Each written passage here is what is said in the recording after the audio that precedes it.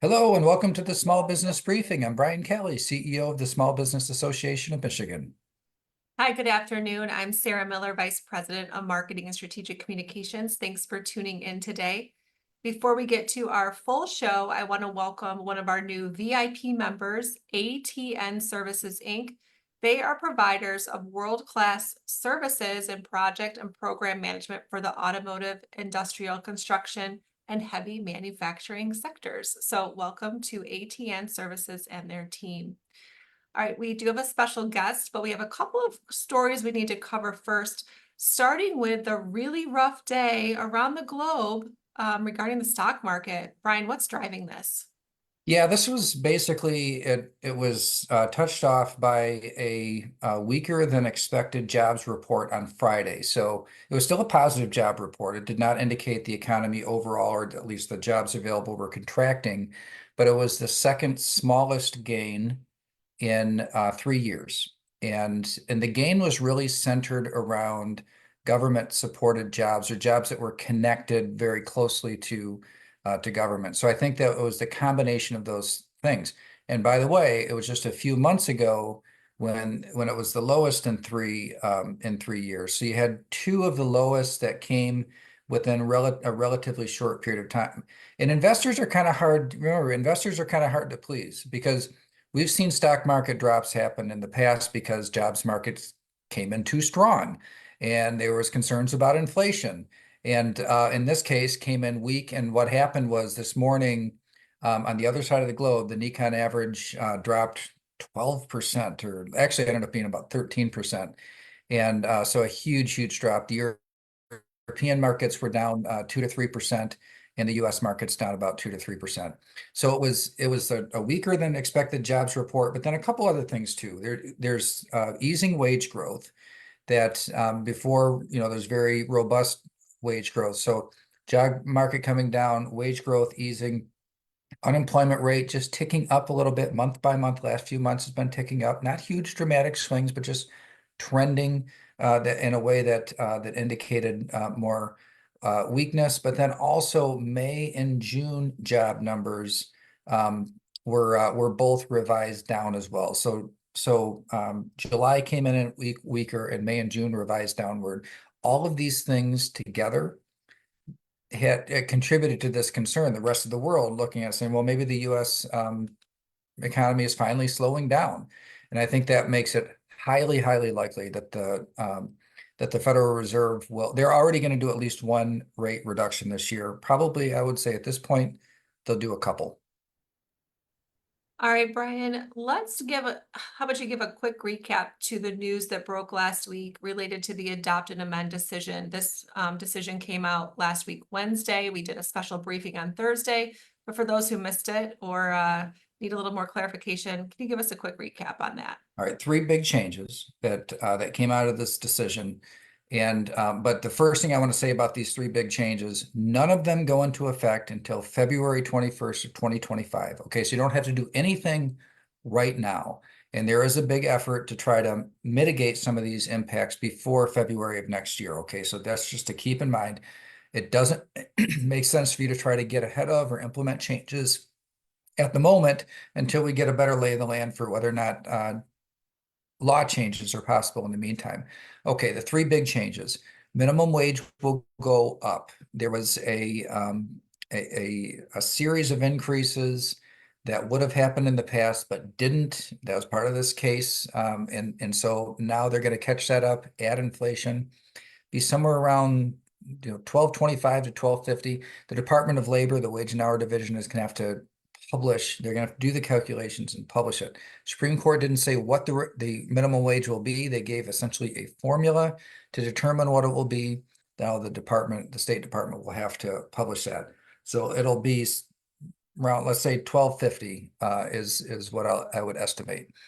Then the tipped wage. So for restaurants, the tipped wage will be phased out. Right now, there's a different system for people that are on tips that will be phased out. They'll just fall under the regular minimum wage system. And then the big change that will affect more employers than anything else is the paid sick leave requirement. It's not just that it requires most businesses to provide 72 hours of dedicated specific paid sick leave. It's the meticulous detail on exactly how it has to be accounted and offered and accrued. And it doesn't really fit the way that anybody practices today. So virtually every employer that has any employees in Michigan will have to make changes with respect to the paid sick leave. So that's an area though we're going to be hard at work to try to mitigate some of those administrative burdens around that sick leave and hopefully give a little more flexibility for both employees and employers. And we will talk a little bit later in the show about some things that we're doing on behalf of our members. But now, Brian, I'm going to turn it over to you and our special guest from Blue Cross Blue Shield of Michigan. All right, we have Yaniv Raiban, who is the Senior Director of HMO Value and Stakeholder Experience. And he's here today to talk with us about something I know everybody is really concerned about, and it's just the rising costs of healthcare and health insurance. And so I really appreciate you being here and being a part of the show. Blue Cross has just been a great partner with us over the years and our members over the years. So how about just start off by explaining to us what you do at Blue Cross? Yeah, absolutely. And the feeling is mutual. And so, Brian, as you mentioned, I'm Yaniv Ribon. I'm a senior director at Blue Care Network. Blue Care Network, or BCN for short, is a nonprofit health maintenance organization. You might know it as an HMO.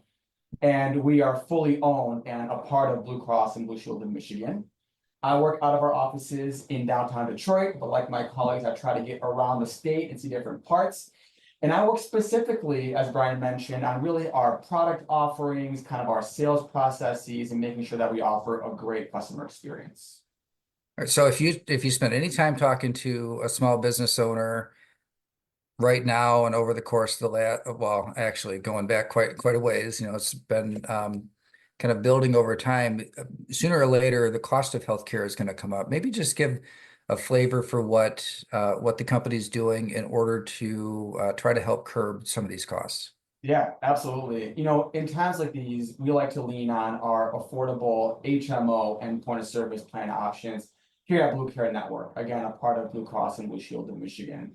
And we can do that because BCN, we're truly a next generation HMO. So we've got that broad network of hospitals and quality doctors, but we can offer that at a more affordable price point, all while still jam-packing our BCN plans with programs designed to address whole person health and digital tools that make it easy to access our services and see doctors.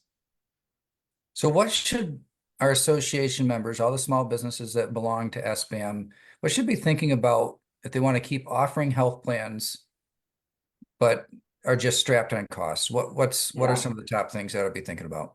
Yeah, very, very relevant. One thing that employers may consider is adding a point of service plan or a POS plan to their benefit offerings. And we like this option in times like these because these point of service plans really combine the flexibility and choice that customers and members might have with a PPO plan if they've had one.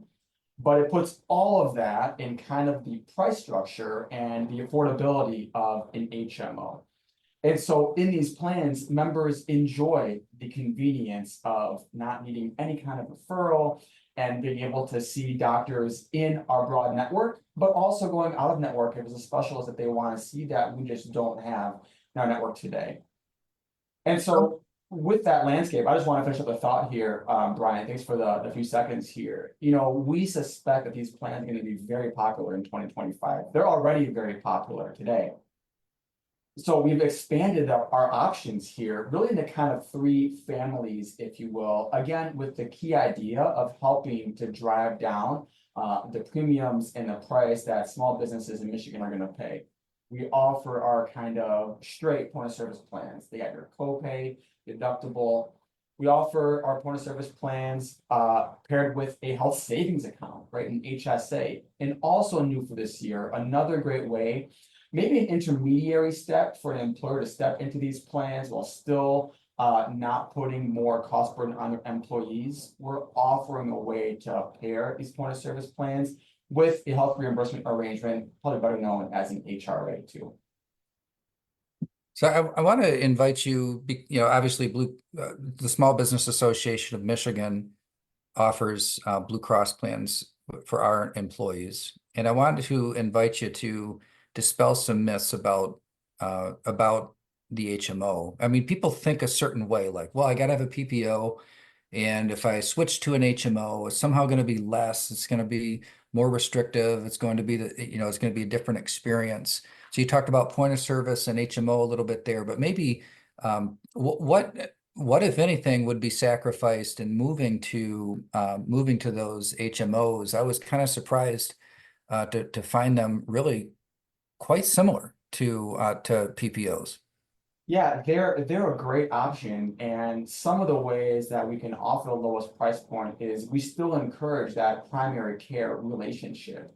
It's not required. You don't need a referral, but we still pair you, or you can choose a primary care physician. And when an employee or their spouse or their child or dependent does see that primary care physician, their care can be much better coordinated. And so those are some of the key differences that employees might feel in going to a plan like a point of service that's offered in the context of an HMO. Yeah, what a great network that BCN has. It's really quite impressive. It's got to be the best in the state of any plan that's offered in the state. How about let's finish up with drug costs. So this is one of the areas that we see it a lot in the news. We see that, and we know that it has a pretty big impact on the overall cost of healthcare. What is Blue Cross doing to try to control the cost of drugs within these plans? Look, rising drug costs is a concern for everyone, for patients, for doctors, for employers. We recognize that. And so we're constantly working on innovative solutions that are different and effective, working with, for sure, customers, but also partners like vendors and policymakers, really towards the end goal of helping them manage prescription costs. And our end goal, what we really strive for, is making them affordable, one, and accessible, two, so you can get them. There's a lot there, right? There's policy, but I suspect that this audience probably cares the most about what we're going to do and what we're doing for employers. And so let me talk about what we're doing to offer discounts at the pharmacy counter, for example, or even help drive discounts by encouraging patients to take medications as prescribed. I'll kind of list out 3 examples here. In our HMO and point of service plans, just last year, we implemented a program that we call Price Edge. And what Price Edge does, it works automatically behind the scenes. When a member goes to the pharmacy counter to fill a prescription, Price Edge kicks in automatically and looks for the best price, be it cash pay, be it a discount card, or be it through our arranged fee with the pharmacy. And no matter which one it is, that's the price the patient pays at the pharmacy counter. We launched that one June of 2023. Okay, so about 14 months of experience, and we've already been able to save our members $14 million at the register. That is a coincidence, 14 months, $14 million, but it's a big number. And we're so happy with that it's now available in our PPO plans as well. That's Price Edge. We're really proud of that one. Another one is one that we call Semper. This is one of my favorites. The way that Semper works is members receive discounts on their medications that applies right at the pharmacy counter. But the best part is that those discounts grow as a member takes that medication more often. So for your chronic conditions that require a monthly regimen, the more what we call adherent you are, meaning taking the medication as prescribed, the bigger your discount is at the pharmacy counter. And then I'll highlight one more, for example here, one that we call Civica RX. And this is really a cross Blue plan approach. What I mean by that is several states' Blue plans have come together to launch this. And really what it does is ensure that members have access to low-cost generic medications, especially specialty drugs, which are your high-cost, less available drugs. And so I'll just cap it by saying, I hope, Brian, that you and Michigan's employers can see we're doing a lot in this space and trying to attack it from many different angles. Been great partners. Yaniv, thank you so much for coming on and sharing with us this insight. And as we head into the fall here, when most of our members are reviewing their healthcare coverage, hopefully they'll take note of the options that exist, and maybe, if reducing expenses is something that they really have to look at right now, Blue Cross has some great options to consider. Yaniv, thank you so much for being with us today. Thank you very much. Yes, I encourage everyone to visit our website, sbam.org, and you can learn more under the Member Benefits tab, or of course, you can reach out to us at sbam@sbam.org. All right, Brian, let's get back to the adopt and amend decision and talk a little bit about what we're doing here at SBAM to assist our members in this situation. Yeah, so think of it as kind of like two directions that we're going at the same time. And it's not unlike how we approached the pandemic before. So even when things are happening that we might be opposed to, we still feel the responsibility and necessity to help people understand, what do you have to do to comply. And so we're studying up on this, and there's a lot of unanswered questions, but we're working to compile those questions, share what we know, and then to seek out additional answers. So we do have a great resource page. I think it's the best one around. I haven't seen anything that is as comprehensive and easy to use as SBAM's resource page on this adopt and amend decision and the impact on small businesses. Please do check it out. Use it as a resource. We will regularly update it based on new information that we have.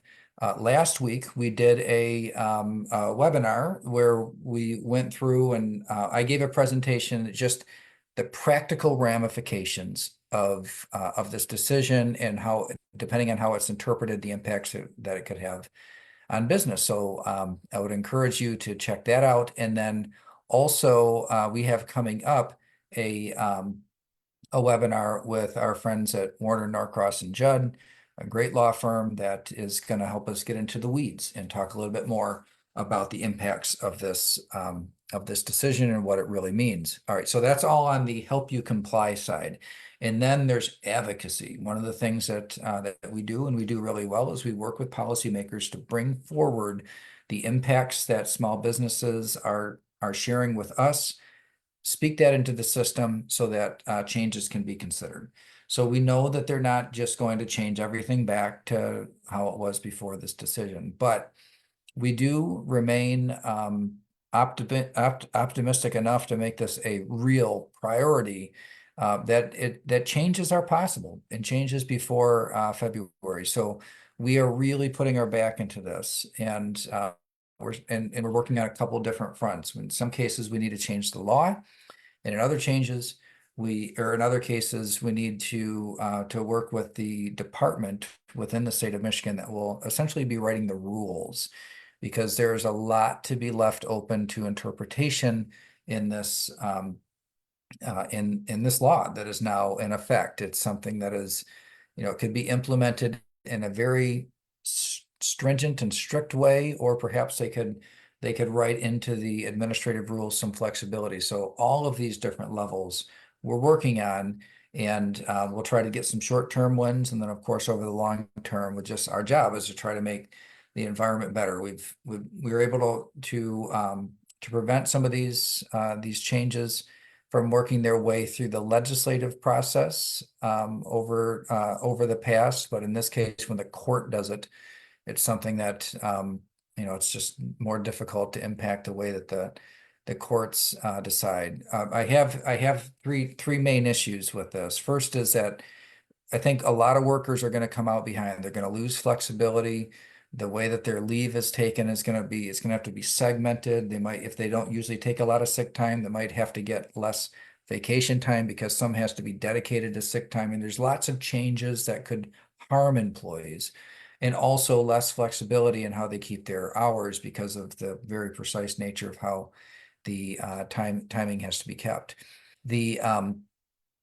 Then I'm worried about consumers that are already reeling from high inflation, that are going to be paying more because of the cost of this proposal, and then worried about small businesses who especially in certain industries that rely on the tip credit, for example, they'll have to raise their prices on their customers, and yet will experience um, the an environment where people aren't going to want to work there as much because they're under the regular minimum wage system instead of the tipped wage system where they can earn a lot more. So that's, all of these changes coming to a head. I think for small business, it's bad. For consumers, it's bad. For workers, it's bad. And we'll be vigorously carrying that message forward into the political system. All right, I did share the resource page in the chat. That takes you to a recording of last week's briefing, all the details you mentioned, Brian, and then there is a call to action that people can take as well if they want to let their legislators know how this will impact their business. All right, let's move on to a new report from the Michigan retailers. This is their annual Buy Nearby report, and tell us what it shows. Well, it shows that there's a lot of commerce that happens, retail purchases that happen, and they're happening over state lines. And that number, of course, has been growing for a long time. And I think what this Buy Nearby report is trying to highlight is that even modest changes in the way that people spend money. It doesn't mean you're not buying stuff online, but if you buy online from a business within Michigan, it can make a just massive economic impact. So let's talk about a couple of the items here. Our overall economic activity would be increased by 1.5 billion, and gross economic output increased by 2.6 billion, so billion with a B. If Michiganders directed just 10% of their out-of-state e-commerce purchases to local businesses. So we're not talking about the majority. We're not talking about 100% or even 50. Just 10% makes a multi-billion-dollar difference. And then they go through to explain that in 2023, Michiganders spent an estimated 36.5 billion in out-of-state commerce. And that's, of course, a very big number. And then there's a lot of ways that you can look at it, but labor income, if that were redirected, even 10% redirected, up almost $700 million. And then it'd make about a 15,000 job difference for that type of change to be made. So I thought it made, we've heard from our smaller retailers that especially since the pandemic, that it's been rough out there. And so I thought this would be a good time to highlight the Buy Nearby, which is all retailers, including the big ones. But even just a modest redirection of some of that spending, 10%, could make a huge difference in overall economic activity, in wages that are earned in Michigan, and number of jobs. All right, thanks for that. A few weeks ago, you talked about the U.S. Supreme Court overturning the Chevron deference. The decision has settled a bit. So do you have any thoughts about the potential impacts? Yeah, the Chevron case, and just as a reminder, this was a challenge to a previous United States Supreme Court precedent, which gave a lot of deference to federal departments. And what they did is, instead of requiring, back when this decision went through, instead of requiring that the department point to where in the law do they have the authority to do what they're doing, it kind of flipped that script. It basically said, I'm going to oversimplify this for any lawyers that are out there, but basically it flipped the script where it said that that the presumption is that anything the federal department does is allowed unless the federal law, the statutes that were passed, explicitly forbid it. So that leaves like a lot of room for federal departments to work in terms of their writing new rules without new laws being passed. And there are so many challenges in the law that have used or cited this precedent. So the impact could be really big. There's about 18,000 different cases that have referred to this original Chevron decision. And so those, in any number of those cases, but potentially things could be relitigated. Now, the the thing that we talked about last week, which was General Motors getting a big fine because of the tailpipe emissions violation they had. So they said, here's what it's going to be. And then it ended up being worse than what they said it was going to be. So they pay this fine of over $100 million. It was tied to administrative rules. And so this is one of the areas where it's ripe for a challenge. There are new and more stringent rules that are coming in the future. But the Biden administration is interesting. I was reading an article about the way that they implemented this most recent rule for fuel economy standards. And it's like 1,000 pages of tiebacks to different things in the law saying this is an implementation of this part of the law. And so, in other words, they seem to anticipate the Chevron decision was coming down and they wrote it to try to make it Chevron proof. So this, I think, will be an interesting test case. It's not working through the process yet, but it's one of the areas where the federal government has taken the biggest licenses, I'll say, to implement new laws without actual new laws passing is in the environmental space, but specifically with vehicles, motor vehicles.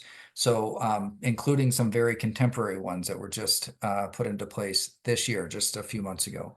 So I think this is going to be, Michigan will probably be the centerpiece of or in a front row seat to what this new precedent will mean when it comes to implementing rules. Now, Sarah, I wanted to share before we finish up here, I wanted to see if I could bring up, and maybe I'm not finding it. Here we go. I want to share just a couple of slides.